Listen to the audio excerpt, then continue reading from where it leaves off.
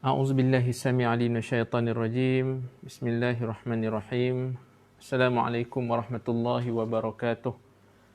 Alhamdulillah summa alhamdulillah nahmaduhu wa nasta'inuhu wa nastahdi wa nastaghfiruh wa na'udzu billahi min syururi anfusina wa min sayyiati a'malina. May yahdihillahu fala mudilla lahu wa may yudlil fala hadiyalah. Asyhadu an la ilaha illallah wa asyhadu anna Muhammadan 'abduhu wa rasuluh.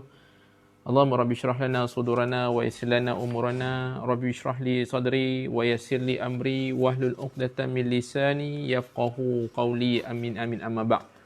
Alhamdulillah, puji dan syukur pada Allah Subhanahu wa taala. Allah berikan keizinan sekali lagi pada kita pada malam ini untuk duduk seketika. Mungkin ada yang baru selesai mendirikan solat maghrib, mungkin ada yang selesai berzikir, membaca Quran, bertenang bersama dengan keluarga, atau mungkin yang masih lagi dalam perjalanan balik ke rumah masing-masing, di mana jua berada, walau apa pun yang sedang dilakukan.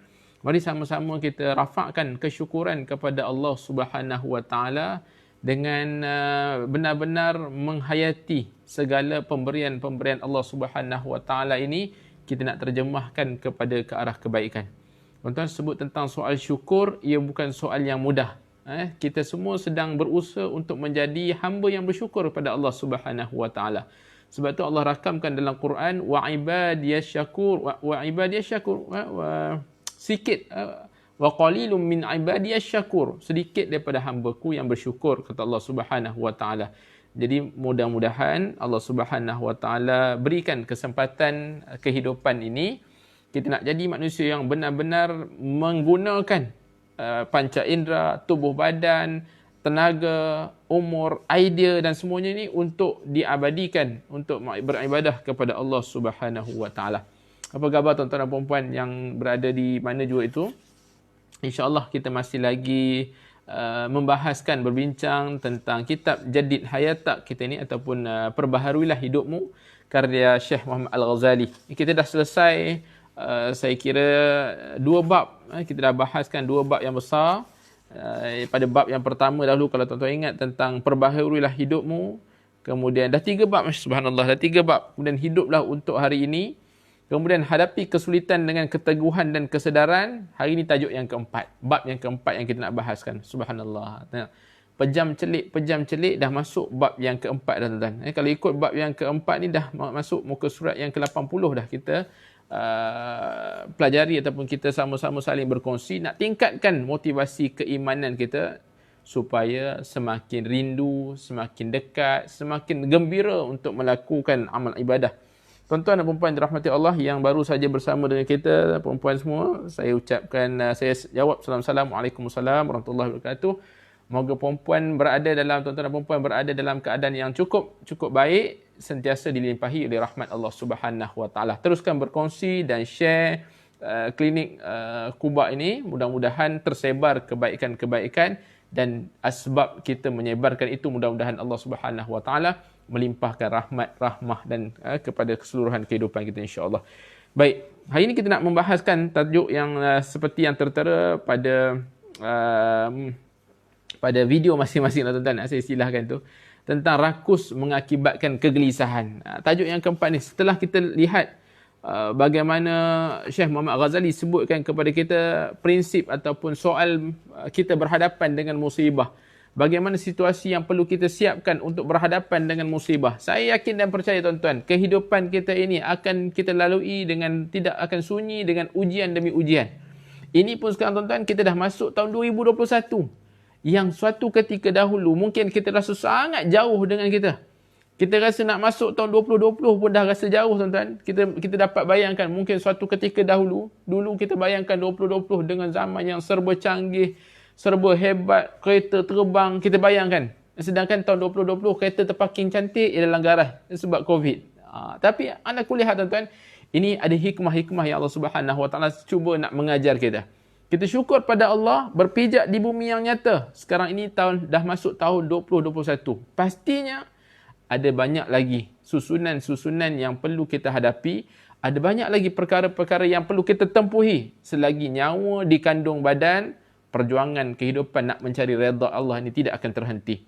walau apa jua ujian, cabaran, syaitan datang menghasut dan sebagainya, kita cuba bertekad dalam hati kita, kita nak berdamping dengan Allah Subhanahu Wa Taala.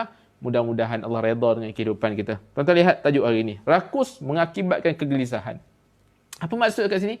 Bila kita gopoh gapah, bila kita terakus, terlampau menginginkan sesuatu, akhirnya menyebabkan kegelisahan dalam kehidupan kita. Kita akan sebutkan nanti apa yang dimaksudkan dengan rakus ni, rakus terhadap apa.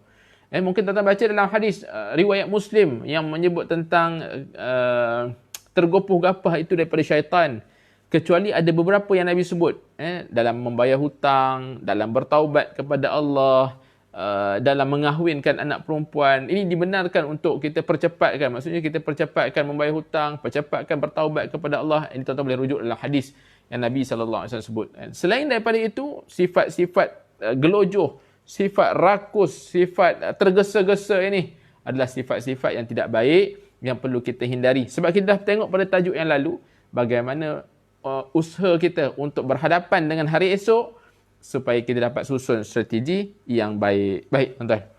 Jom, Syekh Muhammad Ghazali sebutkan kepada kita. Jika kita perhatikan sikap, perilaku dan kebiasaan sebahagian orang-orang barat, kita akan melihat betapa besar keinginan dan kecintaan mereka pada dunia.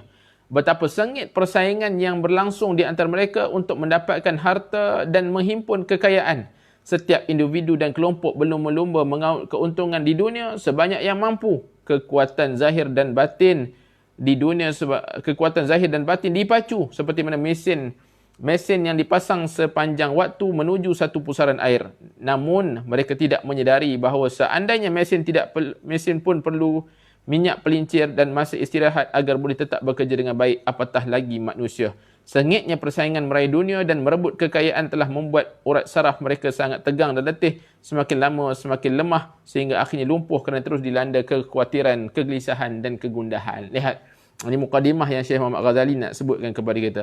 Kalau diperhatikan, maksudnya bukan setakat manusia di barat, kalau disebut kat sini kebiasaan orang-orang di barat ataupun mereka yang tidak beragama Islam, mereka rakus untuk mengejar keduniaan. Sehingga kan disebut bermula dengan cinta. Ni bermula. Titik permulaan adalah cinta. Bila hati mula melekat perasaan cinta kepada dunia, akhirnya timbul kepada persaingan untuk mendapatkan dunia tadi. Anda lihat formula yang diberikan. Apabila diri itu mula melekat, timbul perasaan cinta, tak nak lepaskan dunia, akhirnya timbul step yang kedua, persaingan. Apabila timbul persaingan, akan timbul ada dua jalan yang disebutkan yang boleh kita rangkumkan dalam mukadimah ni. Maksudnya apa? Bila cinta, persaingan akan mengakibatkan sama ada menindas melakukan kezaliman ataupun sebaliknya.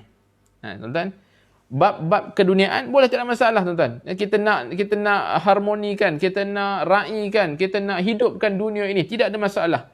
Tetapi bila perasaan itu melekat dalam hati kita, perasaan cinta yang terlampau kepada dunia, ini yang menjadi kesalahan. Hubbud dunia.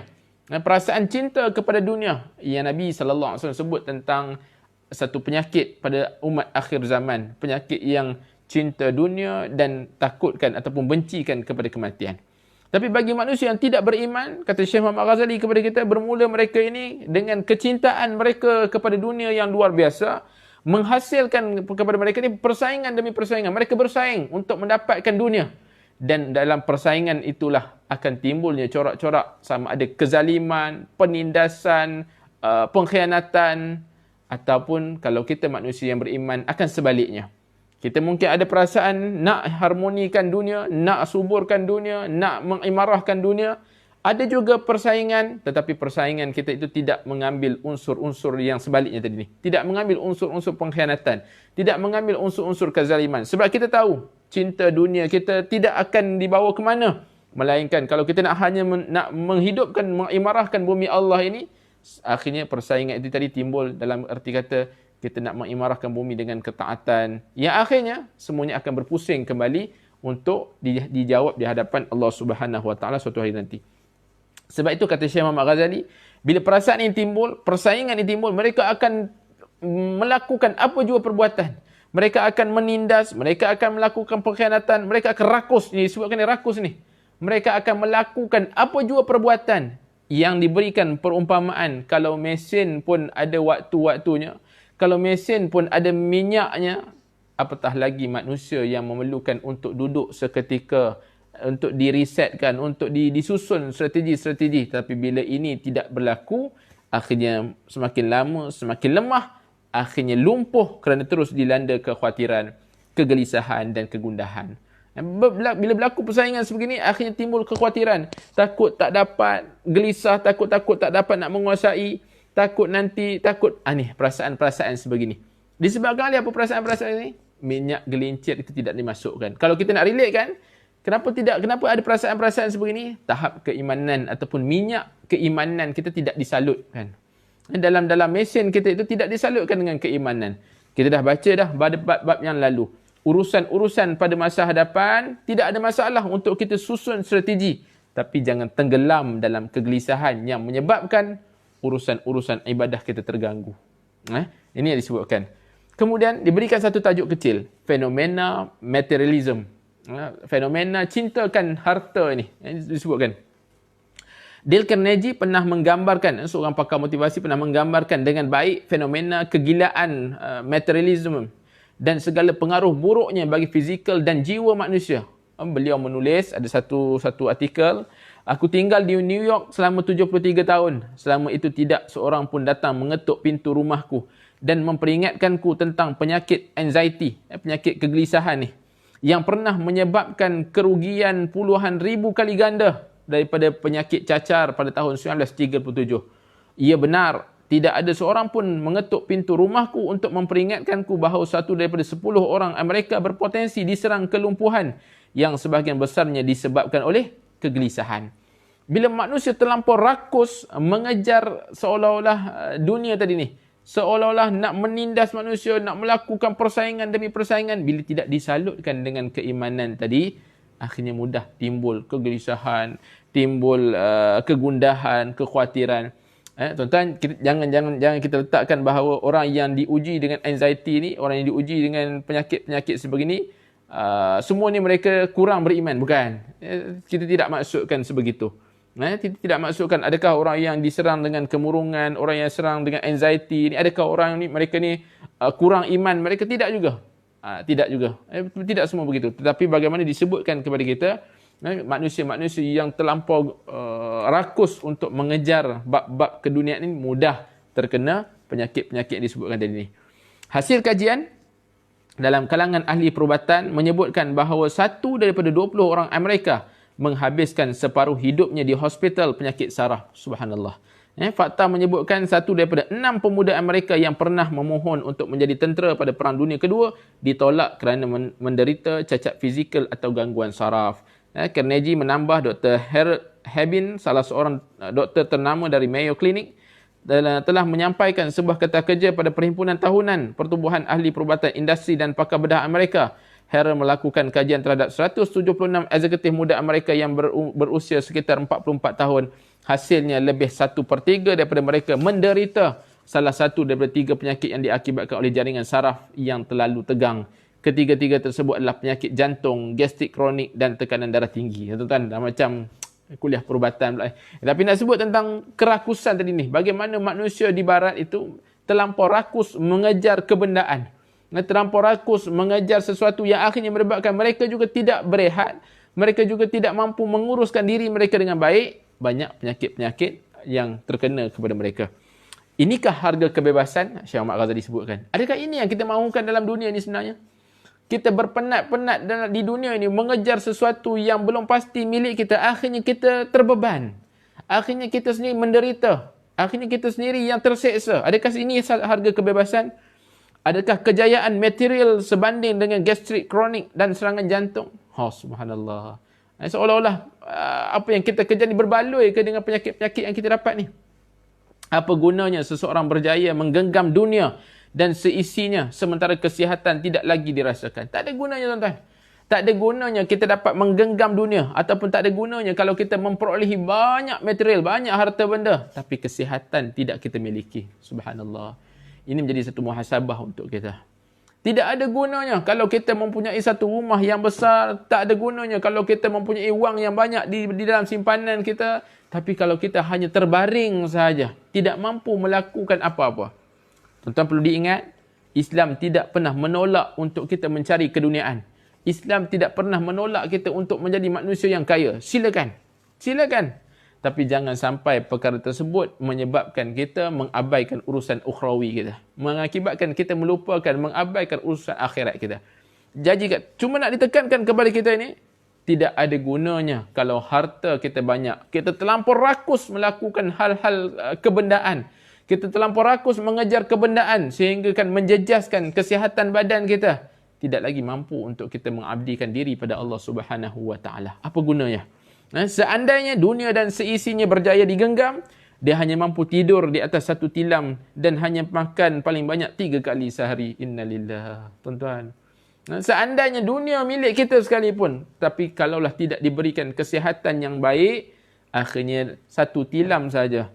Makan pun 3 kali sehari saja. Disuap pula oleh manusia lain. Dan ni boleh makan, ini tak boleh makan. Ini, Allahu Akbar. Apa guna? Jadi mohonlah pada Allah Subhanahu wa taala, di samping kita mengejar sesuatu untuk memberikan keselesaan kepada diri, keselesaan kepada ahli keluarga, silakan bekerja, tidak ada masalahnya. Jangan lupakan juga urusan-urusan akhirat kita. Ibadah-ibadah kita. Kita ada satu misi yang jelas bahawa suatu hari nanti kita akan dibangkitkan semula. Kita bekerja, dengan kerja itu jadi ibadah. Dengan bekerja itu kita mampu menjadi manusia yang memberi. Dengan bekerja itu kita mampu memberi nafkah kepada anak isteri kita. Dengan bekerja kita mampu menjadi manusia yang membantu ahli keluarga kita. Dengan bekerja mampu menjadikan kita satu umat Islam yang hebat, yang sentiasa membantu sesama masyarakat. Baik. Bahkan boleh jadi buruh bangunan lebih nyenyak tidurnya dan lebih dapat menikmati makanan daripada para eksekutif muda yang memiliki kekayaan berlimpah. Seorang doktor membuat satu pengukuhan lagi. Disebutkan 4 daripada 5 pesakit saya menderita penyakit yang tidak semata-mata disebabkan oleh penyakit tubuh, tetapi juga oleh rasa takut, cemas, emosi berlebihan, kehilangan kawalan pada kehidupan dan ketidakmampuan berinteraksi dengan lingkungan sosial. Ini ditegaskan lagi oleh para doktor ketika mana disebutkan bila terlampau mengejar kebendaan, terlampau mengejar hal-hal perihal keduniaan, perihal material dan sebagainya, menyebabkan bukan setakat bukan penyakit-penyakit yang melibatkan anggota tubuh badan, tetapi dalaman, akhirnya menyebabkan letih, kegelisahan, ketakutan. Ini fenomena-fenomena dalaman yang menyebabkan tidak mampu untuk memberikan yang terbaik. Baik, kemudian apa nasihat Nabi SAW? Jom kita lihat. Apa nasihat Nabi dalam kita nak menguruskan, kita dalam tahun 2021 ni, kita hidup di zaman yang penuh dengan materialistik. Kita hidup di zaman yang kebendaan. Jadi apa nasihat Nabi SAW? Dalam satu hadis riwayat Al-Hakim, Nabi SAW bersabda, barang siapa menjadikan semua keinginannya hanya satu, yakni akhirat, maka Allah akan mencukupi keinginan dunianya. Subhanallah. Siapa yang menjadikan semua keinginannya hanya untuk akhirat, Allah cukupkan urusan dunianya. Dan barang siapa keinginannya tercerai-cerai, maka Allah tak akan peduli di lembah mana dia binasa. Wa ya'zubillah. Kalau kita meletakkan keinginan kita kepada akhirat, Allah akan cukupkan urusan dunia kita. Bila kita buat kerja akhirat, dunia akan kejar kita. Tuan-tuan, banyak episod-episod di dunia ini yang bila kita buat kerja-kerja yang diredai oleh Allah, tanpa disangka-sangka, rezeki ataupun dunia yang mencukupkan kita. Kerja siapa semua ini? Janji Nabi SAW. Tapi kalau kehidupan kita meletakkan dunia yang paling utama, kita akan keciciran banyak perkara dalam kehidupan kita. Kita akan rasakan bahawa seolah-olah kita dapat dunia, tapi kosong dalaman kita. Kita rasa seolah-olah ada sesuatu yang masih lagi belum cukup. Ada sesuatu yang tidak puas dalam hati kita. Sedangkan Nabi dah sebutlah kepada kita, letakkan akhirat yang utama, dunia Allah akan cukupkan kepada kita. Tidak perlu dirisaukan lagi. Tidak perlu dikhawatirkan lagi. Merisaukan seolah-olah kita rasa susah nak hidup nanti, bagaimana nanti. Tapi bila diletakkan akhirat yang utama, Allah cukupkan urusan dunia kita. Nasihat Nabi SAW ini mengandungi saranan untuk menyuburkan kedamaian jiwa sebenarnya. Yang kita kejar-kejar dunia sangat ni, tenangkan seketika. Sebab tu saya kata tadi, masukkan seketika minyak pelincir iman itu tadi ni. Tenang seketika. Ya, kadang-kadang kita lalai, kita lupa, kita bersaing, persaingan pekerjaan, tuan-tuan, pekerjaan biasalah. Kita disibukkan dengan alam pekerjaan, tidak ada masalahnya. Tapi sesekali kita merenung apa misi dan visi hidup ini, apa tujuan penciptaan kita ini. Akhirnya menyebabkan ketenangan, kedamaian dalam jiwa kita. Ini disebutkan ni. Dan mencabut akar-akar ketamakan manusia terhadap dunia dan penyesalan mendalam mereka ketika kehilangan dunia. Kalau kita tanamkan perasaan sebegini, kalau kita hilang dunia sekalipun, hati akan damai, hati akan tenang. Apa maksud hilang dunia? Kadang-kadang tuan-tuan, kita mungkin diuji oleh Allah Subhanahu Wa Taala, bisnes kita tak menjadi, kita diuji oleh Allah Subhanahu Wa Taala, pekerjaan kita tak berapa nak cantik, pekerjaan kita diuji, jawatan dan sebagainya. Anda ini diuji oleh Allah Subhanahu Wa Taala, bila kita ingat hadis ini, tenang seketika, damai seketika untuk kita susun strategi yang seterusnya. Mungkin Allah Subhanahu Wa Taala uji bisnes kita tak menjadi. Mungkin Allah Subhanahu Wa Taala uji dengan musim-musim pandemik COVID ni tuan-tuan. Kita punya bisnes tak rancak. Kita memikirkan macam mana nak membayar yuran anak-anak nak mula sekolah. Mungkin ada yang mengusahakan tadika dan sebagainya, susah nak menguruskan. Tak ada masalah tuan-tuan. Kegelisahan itu kegelisahan itu memang real. Kegelisahan itu sebagai seorang manusia. Tapi bila kita memikirkan rupa-rupanya Allah Subhanahu Wa Taala tidak pernah berpaling dengan kita saat kita meletakkan akhirat yang utama. Yakinlah dengan janji Allah. Kita susun yang terbaik. Bukan bermaksud, tuan-tuan pernah ingat lagi dalam bab-bab yang pertama kita baca, kegelisahan ini bukan kita biarkan saja, bukan kita lari dengan masalah, bukan. Tetapi bagaimana kita nak cuba menyusun yang terbaik. Kita cuba susun sedayanya. Kalau bisnes kita, bagaimana kita nak susun, bagaimana kita nak mencari ilmu, bagaimana yang akhirnya kita buat yang terbaik dengan tidak melupakan Allah Subhanahu Wa Taala. Allah cukupkan. Pasti Allah akan cukupkan kita. Mudah-mudahan kita ambil formula apa yang Nabi sallallahu alaihi wasallam ajar kepada kita. Kita cuba perbaiki kualiti solat kita. Kita cuba perbaiki kualiti ibadah kita. Kita cuba perbaiki puasa, amal-amal sunat kita. Lihat bagaimana Allah menguruskan dunia kita. Ini yang disebut dalam ayat 1000 dinar tuan-tuan. Wa may yattaqillaha yaj'al lahu makhraja ni. Kan kita gantung ayat 1000 dinar kita di rumah. Kita kadang-kadang kita tampal ayat 1000 dinar di kedai dan sebagainya. Ia bukan sekadar tampalan tuan-tuan. Ia bukan sekadar gantungan sahaja. Bukan. Tetapi bagaimana maksud untuk kita memahami ayat itu benar-benar meresap dalam diri kita. Siapa yang bertakwa kepada Allah. Wa may yattaqillaha yaj'al lahu makhraja. Allah akan bagi jalan keluar. Janji Allah. Wa yarzuquhu min haitsu la yahtasib. Allahu akbar. Kalau kita faham maksud ayat 1000 dinar ni, Allah bagi jalan keluar. Allah rezekikan min haitsu la yahtasib, daripada jalan yang tidak disangka-sangka. Subhanallah. Yang kadang-kadang kita kata mustahil nak dapat sedemikian, tapi janji Allah, kita bertakwa kepada Allah. Buat apa yang Allah suruh, tinggal apa yang Allah larang. Rezeki datang daripada tempat yang tidak disangka-sangka. Min haitsu la yahtasib. Bukankah ini formula dalam kehidupan? Perbaiki kualiti ibadah kita. Lihat nasihat Nabi SAW. Letakkan akhirat yang pertama, Allah cukupkan urusan dunia kita. Timbul kedamaian dalam diri kita. Timbul kedamaian. Kemudian, dalam hadis yang lain, riwayat Tirmizi, Nabi SAW bersabda, barang siapa yang niatnya adalah akhirat, Allah akan memberi kecukupan dalam hatinya. Kenapa kita buat bisnes? Kenapa kita bekerja? Kenapa kita berkeluarga? Kenapa kita? Pastikan ada niat akhirat. Kenapa saya berceramah pada hari ini? Pastikan ditanam juga keikhlasan untuk mendapatkan saham akhirat. Bukan semata-mata nama, bukan semata-mata pendapatan, bukan. Tetapi meletakkan dalam diri kita, didik hati kita. Kerana akhirat, nak dapat saham akhirat, itu lebih penting. Nak dicatatkan, nak bagi malaikat di sebelah kanan kita mencatat, ini amal soleh ni, ini pastikan ini yang memberatkan mizan timbangan kita ni. Kenapa kita berkeluarga nak mengikut sunnah Nabi SAW, nak pimpin tangan anak isteri kita ke syurga. Kenapa kita berkeluarga nak meramaikan lagi umat Nabi SAW untuk kita memberi didikan yang terbaik. Allahu Akbar. Kenapa kita bekerja? Sebab kita nak jadi manusia yang hebat, nak memberi zakat, nak membantu orang yang susah, nak membantu suami isteri kita, nak membantu anak-anak kita. Ada visi akhirat.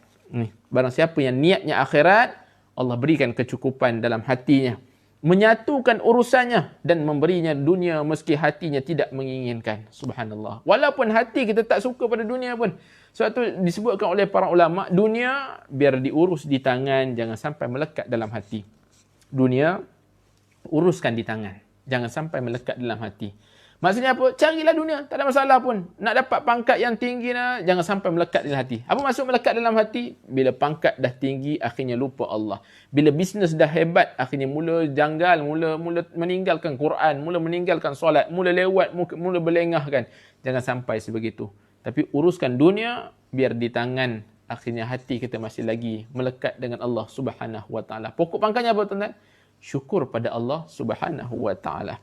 Dia akan selalu rasa kaya pada pagi dan petang hari.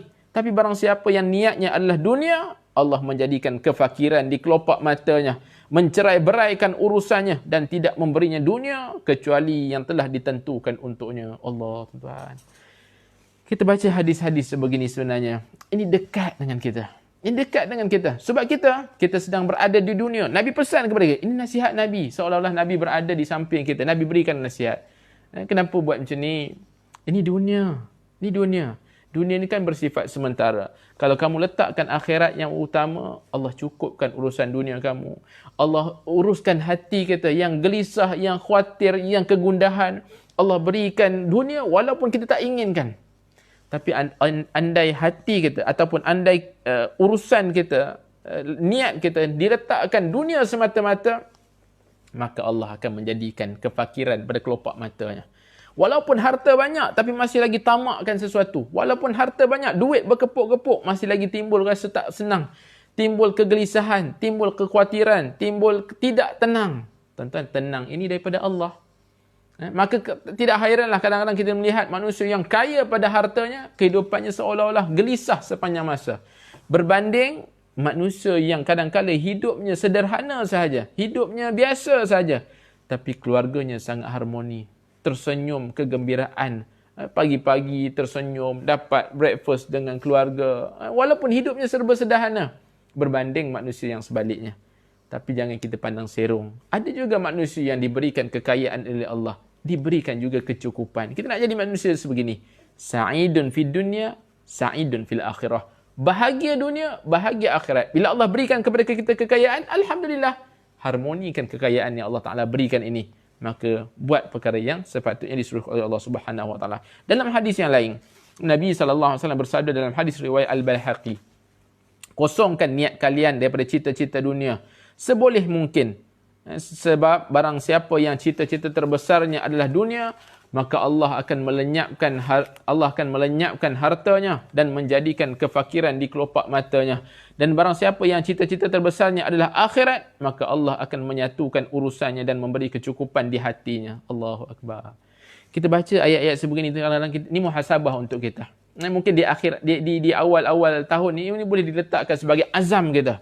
Urusan apa pun yang kita lakukan, letakkan nak mendapat redha Allah Subhanahu Wa Taala. Nak mendapatkan kasih sayang Allah Subhanahu Wa Taala. Nak memberatkan timbangan kita di akhirat nanti.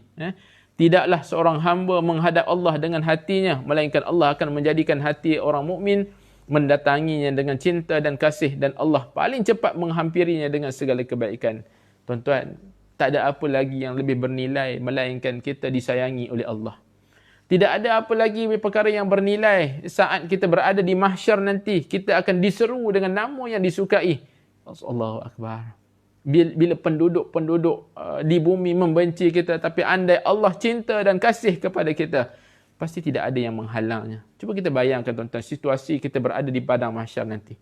Di saat jutaan manusia yang sangat ramai.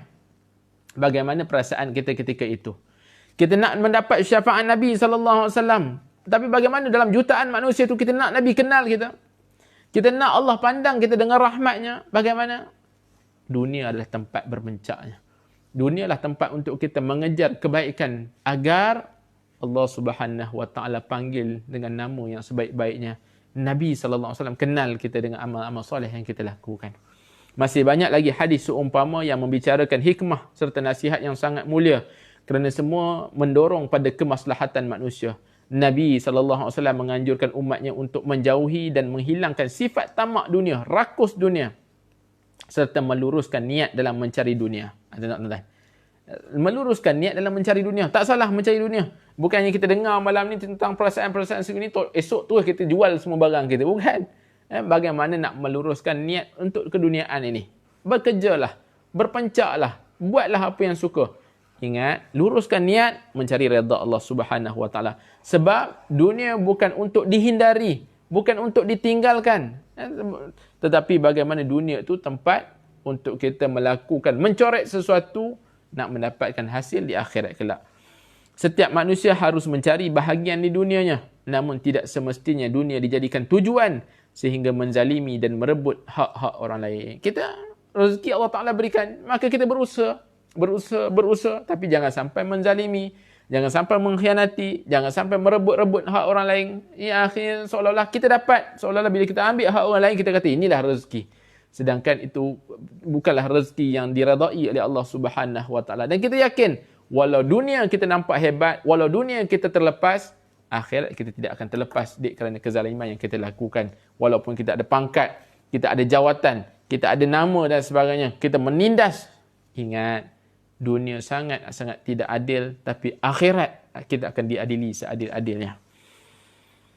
Persaingan meraih dunia tidak boleh disertai dengan sikap membenci dan dengki terhadap orang lain. Ini pesanan yang disebutkan. Persaingan nak meraih dunia ni tak boleh disemai dengan perasaan sifat dengki, membenci terhadap manusia lain. Mencari dunia dibolehkan selama mana kita tetap mengutamakan kebaikan, kejujuran, penghargaan terhadap orang lain. Carilah dunia, tak ada masalah. Tapi dalam mencari dunia itu ada kejujuran, dalam pencarian dunia itu ada penghargaan kepada orang lain. Dalam pencarian dunia itu ada sifat-sifat mengutamakan kebaikan. Inilah yang Islam ajarkan kepada kita.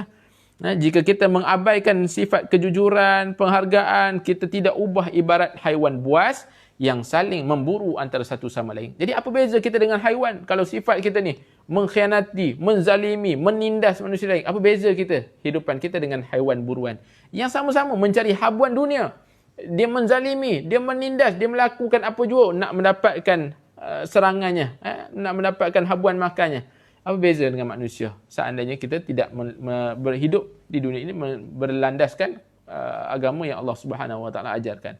Namun ada juga kalangan pelampau yang memaknai hadis-hadis tadi secara terbalik. Mereka menjadikan hadis itu sebagai dalil untuk menafikan kerja keras menyara kehidupan. Sebab tu saya ulang-ulang tadi tuan-tuan, jangan salah sangka. Jangan kita salah tafsir, akhirnya kita kata kita selesa je, tak buat kerja apa-apa, rezeki Allah dah bagi, tak apalah, duduk je lah. Tuan-tuan, jangan salah sangka pelampau-pelampau ni. Menafikan kerja keras, tak payahlah nak kerja-kerja ni, Allah dah tentukan yang terbaik. Bukan begitu sikapnya. Sikap itu pun bukanlah sikap yang baik. Menjauhkan diri daripada dunia dan menafikan kerja keras untuk menyara kehidupan sama sahaja dengan menzalimi agama. Akhirnya seolah-olah zalim pada diri kita. Dan kita membiarkan, tak apa, Allah dah langsung tak buat apa-apa perubahan dalam hidup kita. Baik. Mencari dan menikmati dunia sesungguhnya termasuk hak kita sebagai manusia. Memang hak kita. Mencari dan menikmati dunia. Kita diharuskan bekerja untuk memenuhi keperluan asas demi menjaga kelangsungan hidup dan mencari kebahagiaan. Tentu saja untuk memenuhi keperluan hidup, kadang-kadang kita harus bekerja keras, memerah keringat untuk memenuhi keperluan diri kita dan keluarga. Ya, tak nak nafikan. Kadang-kadang kita keluar lepas subuh tuan-tuan. Mungkin ada di kalangan kita keluar pukul 6 pagi, keluar pukul 6.30 pagi, selepas selesai solat, balik rumahnya dah pukul 8 malam. Balik rumahnya pun dah gelap, keluar gelap, balik gelap. Ada yang bekerja di Kuala Lumpur tuan-tuan, tinggal di Melaka. Ada yang bekerja di Kuala Lumpur, tinggal di Port Dickson. Ada yang bekerja di Kuala Lumpur, tinggal di Raub, tinggal di Bentong. Tuan-tuan lihat, bagaimana keluar gelap, baliknya gelap. Jangan tak tahu pula tuan-tuan. Memang ada kes-kes yang memang bekerja di Kuala Lumpur. Kalau tanya rumah kat mana? Rumah di Melaka. Memang ada. Tapi itulah perjuangan. Ada sesuatu sebenarnya. Mungkin menjaga ibu ayah di kampung. Mungkin ada sesuatu yang menyebabkan sebegitu. Tapi bekerja tetap kena bekerja. Bekerja tetap kena bekerja. Akan tetapi jalan itulah yang harus ditempuh. Kalau itulah pilihannya, kalau itulah yang terbaik, maka kena tempuh juga perjalanannya. 10 tahun, 20 tahun, maka kena tempuh perjalanan itu. Kerana sebagai hamba, kewajipan kita adalah berusaha. Nak tak nak, kita kena berusaha. Tapi jangan sampai mengabaikan akhirat. Bila kita letakkan nak buat kerja ni kerana Allah Ta'ala, kerja ni sebab nak menyara anak isteri, kerja ni sebab nak beri nafkah yang terbaik kepada keluarga, hati akan tenang. Walaupun perjalanan jauh, tapi seolah-olah Allah membelai kita di setiap kali perjalanan kita, tuan-tuan. Allah bisikkan kedamaian-kedamaian. Allah berikan kekuatan kepada kita. Mana mungkin 20 tahun ulang alik kerja jauh. Kadang-kadang duduk di Bangi, kerja di Gombak, pulang setiap hari, itu pun dah kita rasa jauh. Tapi bila kerana Allah, Allah seolah-olah membelai kita. Allah seolah-olah memberikan kepada kita kekuatan usaha nak mencari redha Allah Subhanahu wa taala. Baik. Akan tetapi jalan itulah yang harus kita tempuh. Kewajipan kita adalah berusaha. Kita hadapi. Kita mesti bekerja membanting tulang untuk meraih dunia dan melengkapi keperluan hidup. Yang penting, dunia tidak sampai membuatkan kita melupakan hidup atau menjauhkan kita daripada petunjuk. Yang penting disebut apa tadi? Yang penting, dunia tidak sampai membuatkan kita melupakan hidup atau menjauhkan kita daripada petunjuk. Jangan sampai kita usaha itu akhirnya kita lupa pada Allah Subhanahu wa taala. Kita mencari harta untuk dibelanjakan, bukan untuk ditimbun. Apa maksudnya, tuan-tuan? Bukan untuk ditimbun, tapi memang untuk kita belanjakan, memberi nafkah yang terbaik kepada ahli keluarga, untuk memberi zakat, untuk membantu orang yang lemah. Ada portion-portion yang mungkin disimpan untuk anak-anak, ini disimpan untuk memberikan nafkah yang terbaik. Allah Subhanahu wa taala memberikan pilihan kepada kita untuk mencari dunia. Apabila kita sudah memperolehi harta, kita mesti segera menggunakannya untuk memenuhi keperluan dan memelihara hidup.